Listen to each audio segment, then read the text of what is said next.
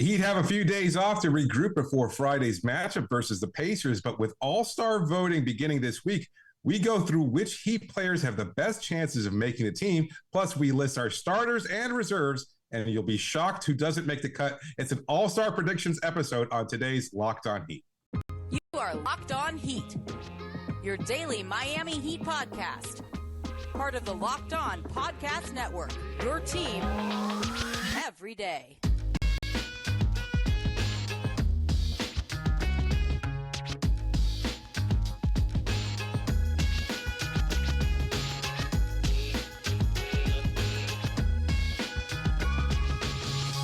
All right, welcome to Locked On Heat, your daily podcast on the Miami Heat. I'm Wes Goldberg here with David Ramil. However you might be tuning in on YouTube, Odyssey, or wherever you get your podcast, thank you for making Locked On Heat your first listen every day. All-Star voting opened up on December 20th. You can check it out. You can submit your votes on the NBA website, NBA.com, on the NBA app. And if you're listening to this show, you got to submit those votes for the Miami Heat players who are real contenders here: Bam Adebayo, Jimmy Butler, and Tyler Herro. But among those, let's just jump right into it. We're going to give you the case for all three of those guys for making the All-Star team in the Eastern Conference. Then David and I are going to go through who we think are going to get in as starters, and then who we would vote in as the 7 reserves behind the 5 starters. But let's just start with the cases for these Heat players. Among those 3, I don't think I'm forgetting anybody. It's Bam, Jimmy, Tyler Herro. Who do you think has the best chance to make the All-Star team? The best chance of those 3, it's a tough one. They all have a pretty strong case, and they all have different aspects that are pros and cons even this season. Jimmy Butler has the legacy vote. Like, that is the player that I would say will probably get in as a reserve, just because he's the one that opposing coaches worry about the most. They're not game planning for Tyler, although he is a factor. They're not overly concerned with Bam Adebayo because he just doesn't put up those numbers. It's Jimmy Butler and the respect that he has around the league that I think makes him the most likely case. Having said that, I think Bam's having a better overall season. So it's a really tough choice between consistency, really great moments on Bam's case, and then the legacy vote that Jimmy has earned over his years in the NBA. I think Jimmy gets the nod there. I think he has the strongest case league-wide of getting in as a reserve. You're probably right. I do think that just reputation does matter a lot, not just with the voters, right? The public voters, who will often vote on reputation, but with the coaches too when they're starting to decide the reserves. We'll get into it later, but basically no Heat player has a chance of being a starter. It feels like the starters, there's like 6 guys, maybe 7, but it's pretty much those guys, and then it's a pretty clear tier, and then it's everybody else. So that said, it's going to be a coach's vote that determines which one of these Heat players, or any of these, whoever of these Heat players, gets into the All-Star game. And you're right, like, coaches really, really respect Jimmy Butler. Most of them do. Some of the coaches that have coached Jimmy Butler in the past might not be giving him their votes, but who coached Jimmy in the past? Who coached him in Minnesota? Tom Thibodeau? Was it Tom Thibodeau in Minnesota? Yeah, he loves Tibbs. Tibbs loves Jimmy. They love each other. All right, maybe you're right. So look, but you're so yeah, Jimmy. Okay. I mean, Brett Brown's not getting a vote as an assistant in San Antonio, yeah. So he doesn't have to worry about it. The problem with Jimmy Butler is he's played just 20 games, and I would bet he misses more. It's a pretty safe bet. So given the fact that he's played so few games, he's missed so many games for the Heat. The stats are good: 21.9 points per game, 6.8 rebounds, 5.9 assists. He's shooting 53% from the field overall. He's efficient. He's still somehow the Heat's leading scorer. The numbers are solid, but they're not overwhelming enough, to me at least, for everybody, for where I'm confident to the point where other coaches would just be like, you know what? Yeah, he hasn't played in a bunch of games, but these numbers are so overwhelming that I don't really care. Like, the numbers are solid, but not like that. The Bam Adebayo case: 20.9 points per game, 9.9 rebounds, 3.4 assists. He's shooting 53.7% from the field overall. And I think that number's probably going to go up because it feels like he just keeps getting better. He could be shooting close to 55% by the time voting closes. He's been so good. Defensively, he's been Miami's best player. Offensively, he's been one of Miami's best scorers. He's been by far their most consistent player when you consider all of those things on both ends, plus the fact that he's played in more games than any other Heat player has. He's played 29 games so far for the Heat. That's 9 more already than Jimmy Butler's played, and it's going to be more. That gap will widen. So I do think that Bam Adebayo, to me, has the best case. But I do think you bring up a really good point when coaches start thinking about this stuff. Do they just sort of, if the Heat are only going to get one player in, which probably seems like the most likely scenario, and they're picking between Jimmy and Bam, then do they just lean to Jimmy because of the legacy, because of the respect, because of all that stuff? Right. But I do think that right now, Bam differentiate it that way. Like Bam has the best case to earn the All-Star nod, but Jimmy is the likeliest choice to get the All-Star. I'm not sure. Just based on everything You're else. saying likeliest. I'm not sure I'm there yet. I do think that I'm not sure I'm there yet on likeliest. I do think, but I am willing to go so far as to say Bam has the best case. Let's make the case for Tyler Herro, though, because Jimmy Butler and Bam Adebayo on the All-Star ballot are listed as front court players. Tyler Herro obviously listed at guard. His averages 21.1 points per game on 57% shooting, 40%, almost 41% from three-point range, 6.1 rebounds, 4.3 assists, 0.9 steals, 0.5 blocks, which is more than Jimmy Butler. Weird, fun stat there. Tyler Herro, does he have a legitimate case to make the All-Star team, or at least to be considered? Yeah, absolutely. I think, look, it's quite a turnaround from where we were earlier this season, where, I mean, I was strongly debating whether or not Tyler would have been a better stabilizing force coming off the bench. We questioned his playmaking, his defense showing some improvement, but he's taken some significant leaps in both his playmaking and his defense. We've seen him be much more stout as a defender, and as a scorer, he's been fantastic. Like, he did struggle last night, but aside from that game versus the Bulls, he's been on a very good shooting tear, especially from three-point range. We talked about the comfort with which he's finding these looks, how he's kind of understanding the rhythm of the game at a higher level, that he's playing much more comfortably as a starter. All these things I think should be taken into consideration. He's an electric scorer, maybe one of the best in the NBA, top 15, 20 scores, like maybe not in terms of prolific nature as a scorer, but as a shooter from multiple levels. Like, I don't know that there are many players as good as Tyler Herro. He has, I think, an impressive offensive repertoire that has earned some respect around the league, but I think there are factors against him. But as far as his case, he absolutely has a strong one. I do believe that he's I think he will be an all-star, actually. Oh, interesting. Well, we'll get to that. I mean, you look at the group of guards that are under consideration in the Eastern Conference, or should be under consideration. He's on the short-ish list. There's quite a few guards, and it's going to get complicated. We're going to go through them later on in the show, but he is going to be in consideration. You mentioned earlier, like, the Jimmy Butler factor in terms of the opposing coaches having the game plan for him. I would push back a little bit that I do think that coaches do. Game plan is even a strong word, but there is a scouting report on Tyler Herro that is specific that opposing coaches have used, right? We saw this in the playoffs last year where opponents were trapping Tyler Herro above the break, and then he would struggle coming off screens, and when they would send two to him, he would kind of struggle and get stuck there. He would pick up his dribble. Sometimes it led to turnovers, and it would stall the offense, no doubt. That has not been the case as much this season. We have seen him make those cross-court passes, play make out of them, keep his dribble alive, use his strength and his skill level to maneuver his way out of those traps. And I do wonder how many coaches are sort of noticing that. Basically, Tyler Herro breaking their own scouting report and then them having to adjust to that now broken scouting report. He might be garnering respect. I have no idea. I'm just speculating, but he could be garnering respect by opposing coaches, being like, oh, wow, this isn't just a yay points guy off the bench. He really is showing a brand new level of skill and growth and development, and it's something that we have to keep in mind the next time we play the Miami Heat. So maybe there's something there to that. I think when I look at Tyler's case and the respect he may or may not be earning, again, yes, you're right. We're speculating here. There's no way of pinpointing. We haven't polled all 30 head coaches and asked them how they feel about Tyler Herro. But I think of just reading between the tea leaves here, reading between the lines as far as how fans in general, the kind of approach to individual players that the league tends to take And it's the quote that I attribute to Clyde Frazier, although other people have said it before. But, the regular season's where you make your name, but the playoffs are where you make your fame.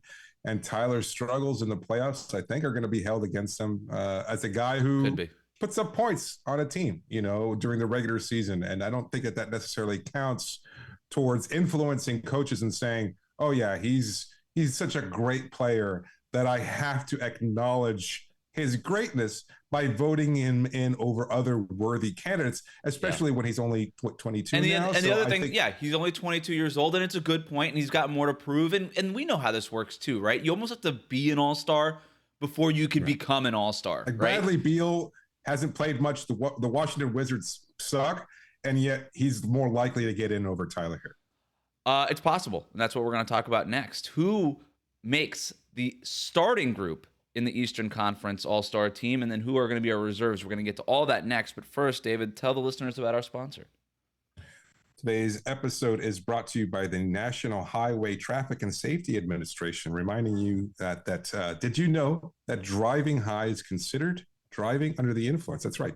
Driving under the influence of marijuana is against the law in every state, including where states where marijuana is legal. That means driving high could get you a DUI. And if you think law enforcement officers can't tell when you're driving high, you're wrong. Your friends can tell, your coworkers can tell, even your parents can tell. So everyone can tell. What makes you think that law enforcement officers don't know when you're driving high? Driving under the influence of marijuana can slow your response time and change how you perceive time and speed. So even if you think you're fine to drive when you're high, you're not. Because the bottom line is, if you feel different, you drive different. And driving high is driving under the influence. So remember, drive high, get a DUI. This is paid for by the National Highway Traffic and Safety Administration. Thank you for making Locked On Heat your first listen. For your next listen, check out the Locked On Sports Today podcast, the biggest stories of the day, instant reactions, big game recaps, the take of the day. It's available on the Odyssey app, YouTube, and wherever you get your podcasts. We'll get to who we think is going to make the All-Star reserves, and I already think that you and I are going to agree or disagree quite a bit on the reserves. It sounds like you're already going to have a couple of Heat players in there. I'm not sure I agree with you. We'll get to that, though. Let's just talk about the starters for now, because that's obviously where we're going to start with this thing. Let's start with the guards. To me, I've got on my short. I wanted to start with the front court. Okay, let's start with. I really don't care. Let's start with the front court. Go ahead. I've got an atomic bomb to drop here. Joel Embiid is not a starter in the NBA All-Star game. He will be, but why do you think he's not?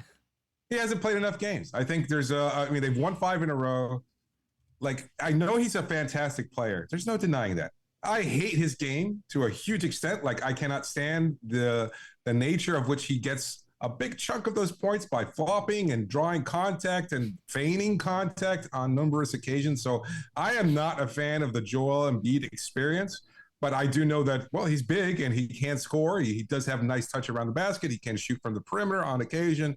He hasn't played enough games. And he's putting up these monster points on a bad team. Like, they have won 5 in a row. Before that, they were 12-12. And I know they're missing Tyrese Maxey. They're a playoff team. James Harden. They have a better record than the Heat do. They're a playoff team. That doesn't matter. I think they've won 5 in a row. They've won 5 in a row. They've played a few less games than Miami, so I think that counts for something too. Okay. He hasn't played in a bunch of those. And so I think he does not have a strong case to be a starter. So I will push back against it. He's played 21 games so far for the Sixers. He was out because of an injury. If he stays healthy, the 21 out of the 28, 30 games, however many the Sixers have played so far, that's going to look a lot better as the season goes on. He's going to play a greater proportion of those games, and the games that he missed are going to be less of a concern in terms of the voting. I'll also say this. Assumption for somebody who's missed so much time as he has. Maybe, yeah. I mean, look, I'm also not going to assume that he's just going to get hurt between now and closing of All-Star. So neither am I. I'm just saying, based on what we're looking at right now, in 29 games, he's missed, 8. Over 25%. Yeah. Okay, it'll be less. I'm saying it's going to be less of a percentage if he stays healthy. The other part of this too is that he leads the entire Eastern Conference in scoring, 33 points per game, 53% shooting, 35% from three-point range. His free throw shooting is up. He's making 85% of his 12 free throws a game. That's a lot of practice there. I mean, sure. Whatever. 9.9 rebounds, 4.6 assists, 1.2 steals, 1.5 blocks. He's up there in plus minus and in box score this, advanced stat that. He's leading Blah, the league. blah, I mean, this blah. is not just a guy who's going to be on the All-Star starting. He's not just a guy who's going to be starting in the Eastern Conference, because he will be, and I promise you that. But he's a guy that's getting MVP Not my consideration. All-Star, baby. He's not your my All-Star. All-Star. Okay, fair enough. But you do know he's going to be a starter. I understand the hot take. I understand you coming in hot, and I respect it.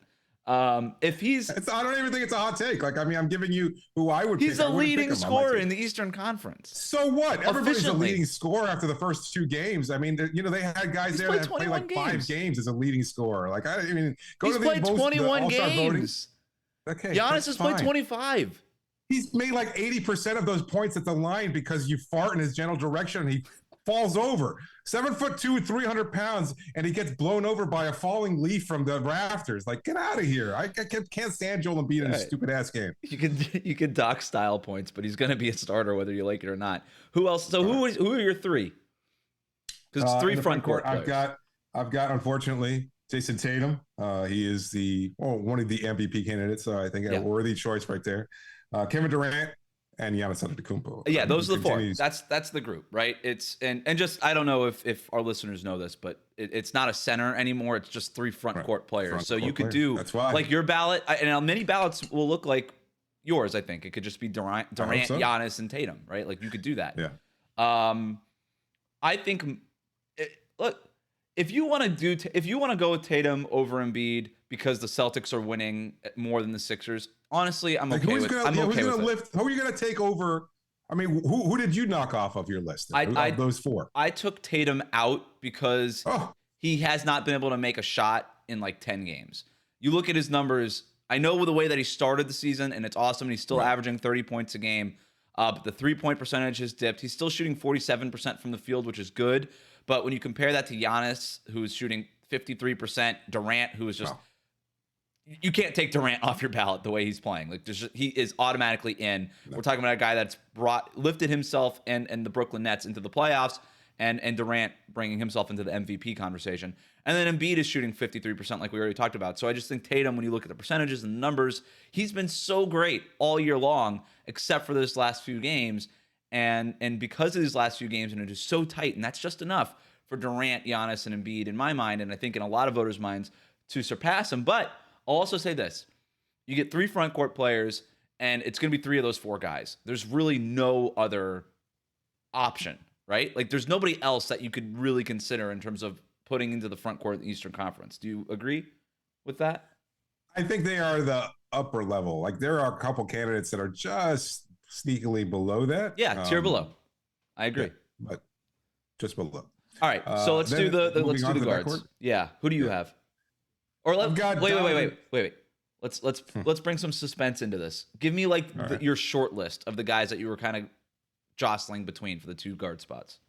I got Kyrie Irving. Yeah. Unfortunately, I personal ethos notwithstanding, like, he has bounced back in a way that I don't think anybody expected that. Yep. Like, he is.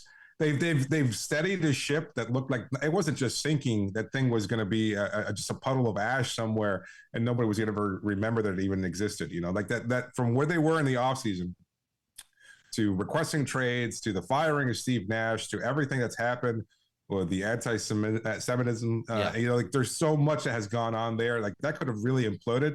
They've won a lot of games. He's been fantastic. He's played a lot more than he did last season. Obviously, the bar was 22 games this year. Yeah, so far. And I think he is a worthy candidate. Yep. Trae Young is putting up a lot of points too.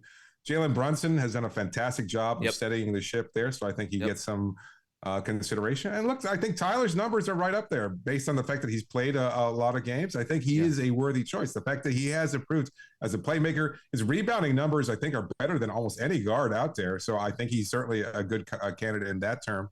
So I think there are a few options, but then I ultimately wound up going with Donovan Mitchell and Jaylen Brown. That's who I went with. Look, Donovan Mitchell, it's almost, he's the Kevin Durant of the backcourt. The stats are unbelievable. He's like a hair. If he just makes a couple more free throws, the guy's going to be doing a 40, 50, 90 season. He's been so good. The Cavs are awesome. They seem like legit contenders, and it's not rocket science. You look at the difference between last year and this year, and they were good last year. the difference is obviously adding Donovan Mitchell to that group. So I've got Donovan Mitchell as a shoo-in. And then I have Jaylen Brown. That one was pretty simple to me. His stats were unbelievable. The Tatum and Jaylen Brown stats, by the way, together, I mean, it's literally like Kobe Shaq numbers, what they've been able to total points-wise together. It's wild. They're the leaders of that Boston Celtics team. There's no doubt about it. So I agree with you. I got Donovan Mitchell, Jaylen Brown. I agree with you also with your short list. The other person I would throw in there is Tyrese Halliburton, leading the league in assists, scoring almost 20 points per game. He was on my short list too when I was considering guys.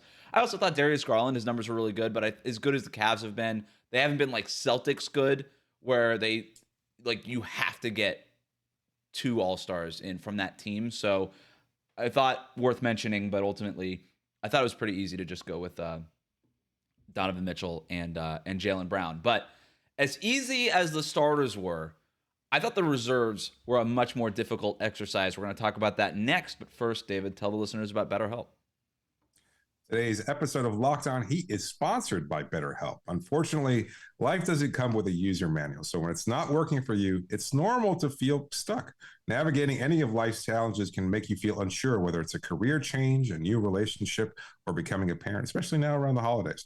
Therapists are trained to help you figure out the cause of challenging emotions and learn productive coping skills, which makes therapy the closest thing to a guided tour of the complex engine called you.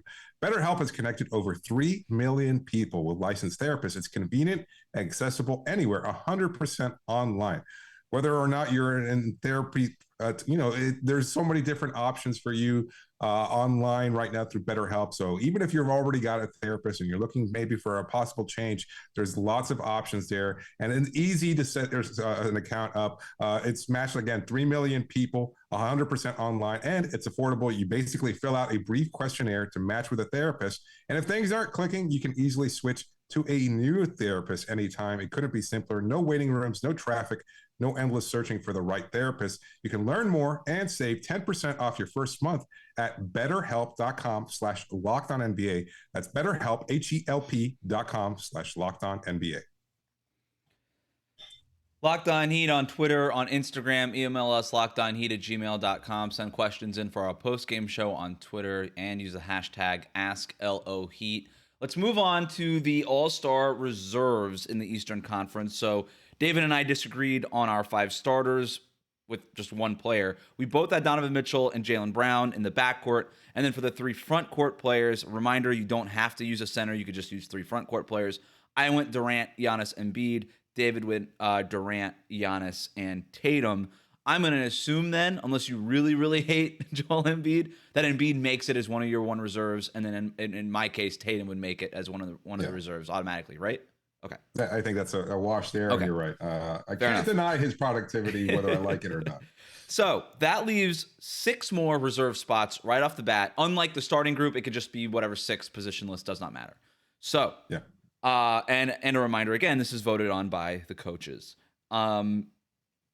We still don't have a Miami Heat player on the team. I think Bam Adebayo, the season that he's having, is as close to a shoo-in as a reserve as it gets. I think if voting closed today, Bam Adebayo would be on the All-Star team. I think there is respect around the league for what he does. I think the fact that he has grown as an offensive player and how evident that has been. I think Bam Adebayo, to me, is as close to a shoo-in as a reserve as anybody else left on this list, with the exception of maybe Pascal Siakam, who I also have making the All-Star team. So I would put those 2 guys, Bam Adebayo, Pascal Siakam, but in Heat terms, Bam Adebayo gets in. What do you think? I've got him on my ballot as well. Okay. I think you're looking at the front court players. I still think that Bam is one of the, if not the best defender in the NBA. Like, we're talking about OG Anunoby, and he's been and he's been fantastic, right? He is a great defender. We love OG here on this show. We were fans of his coming into the draft. He's been a fantastic player. He's really found a nice niche there and continued to evolve and grow.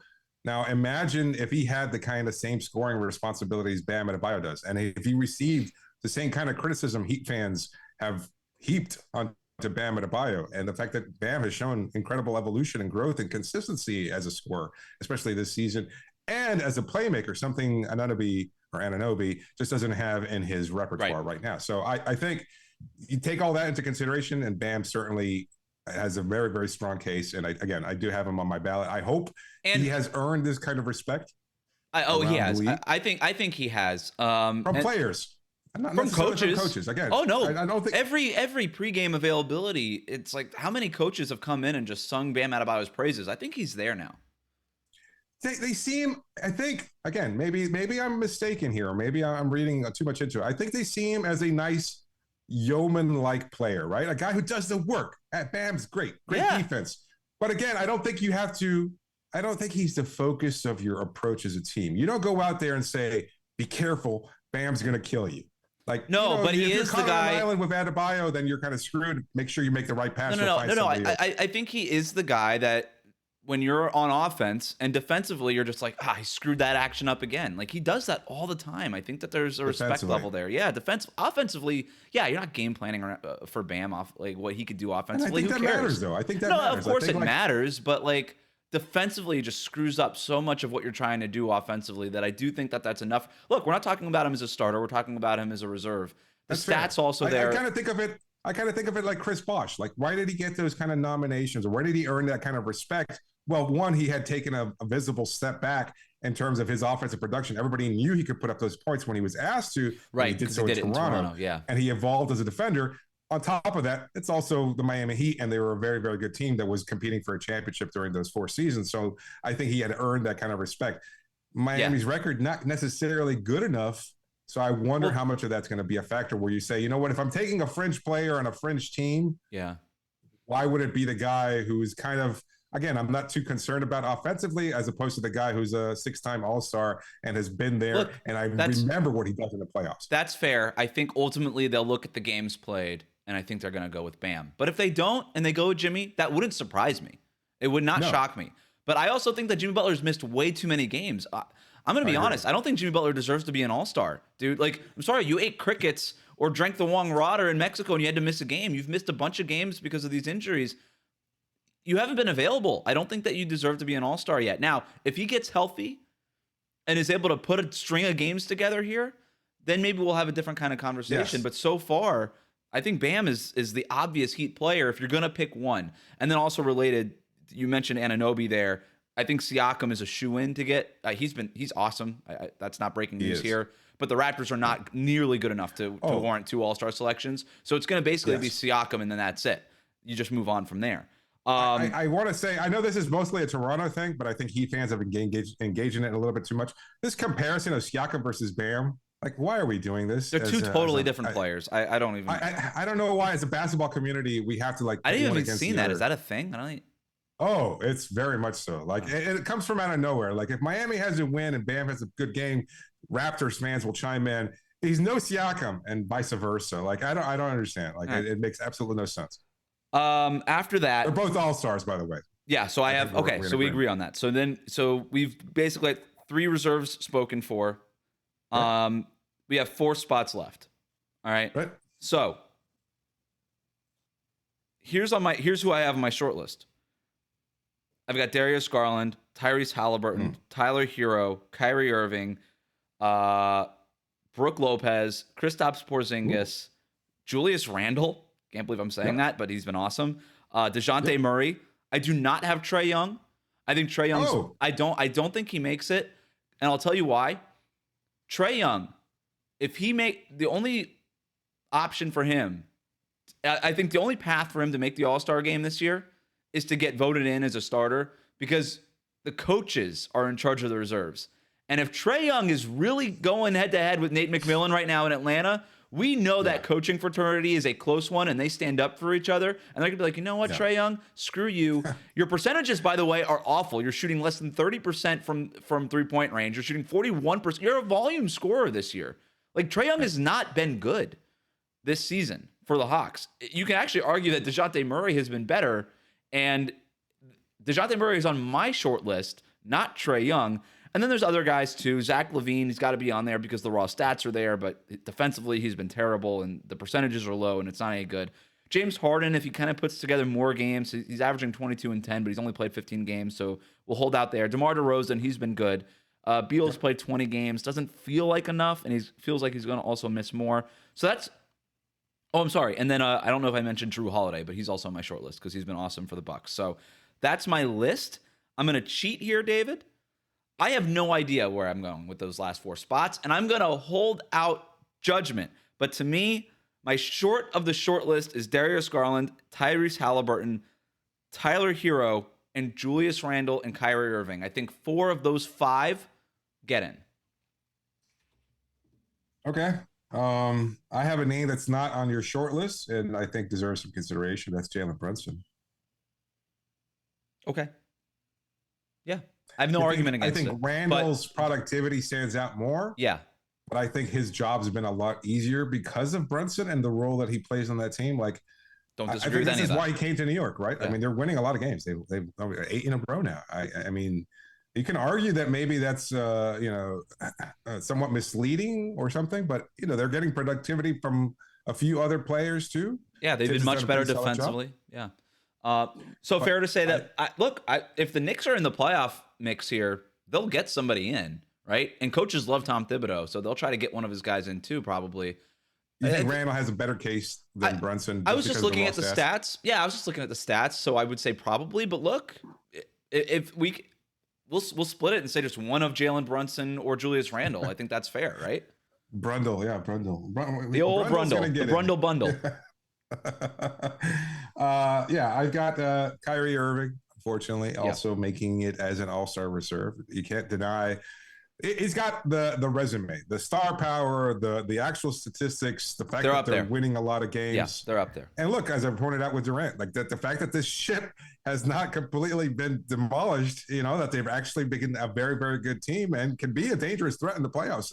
Maybe, you can give credit to Jacques Vaughn and Royce O'Neal and everybody. Sure. Joe Harris is having a good season, but at the same time, like that team is led by Durant and by Kyrie Irving. I do wonder in the Nets case if they'll be good enough to warrant 2 All-Stars, and if other coaches coaches revere Kevin Durant. Every coach in the NBA, think what you want of his personality on the outside or whatever.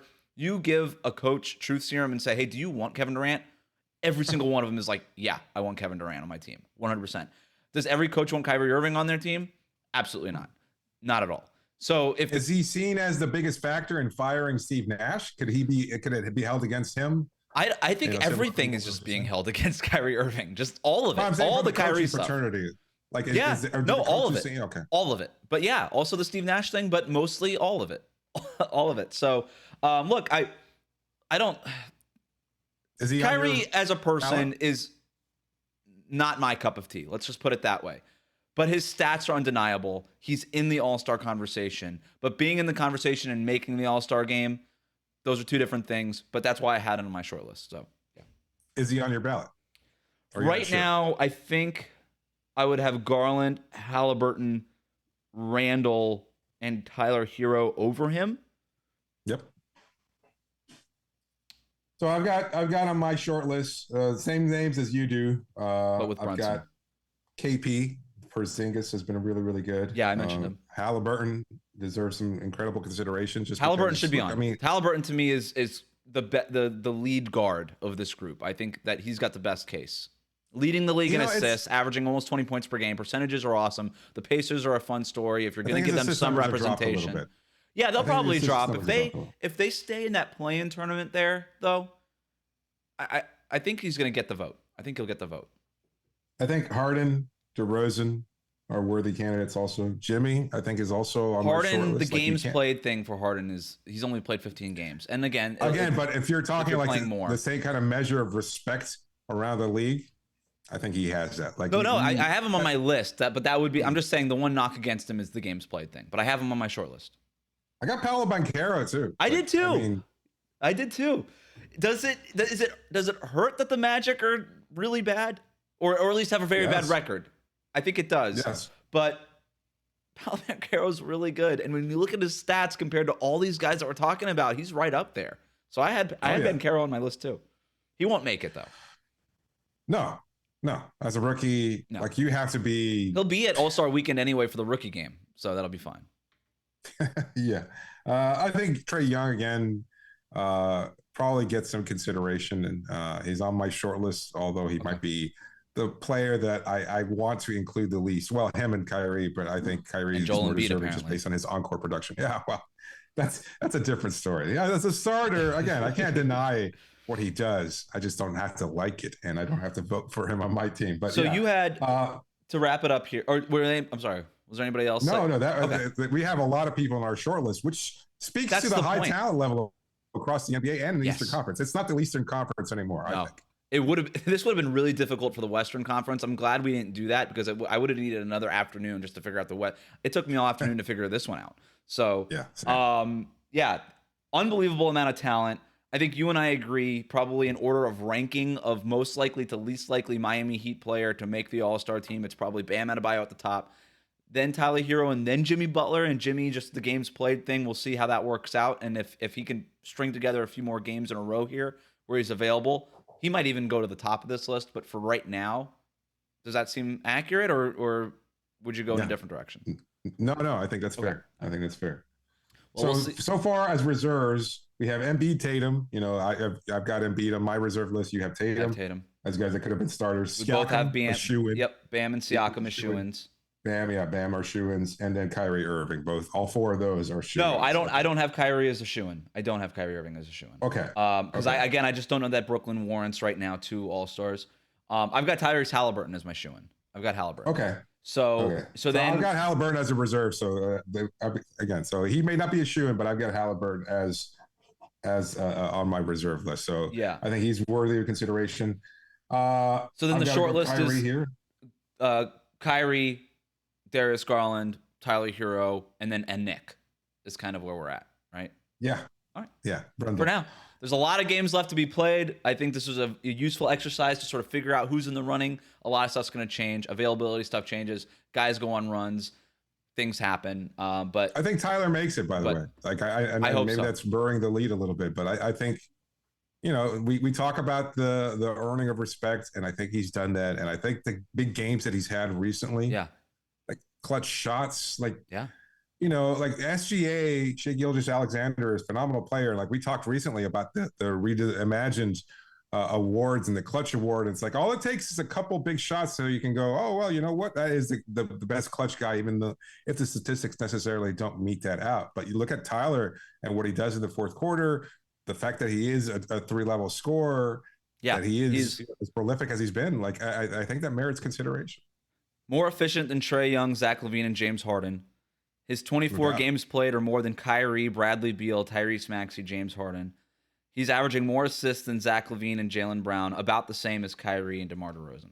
Like the numbers are there. The rebounding numbers are better than all of those. And the rebounding numbers are better than most of them. Yeah.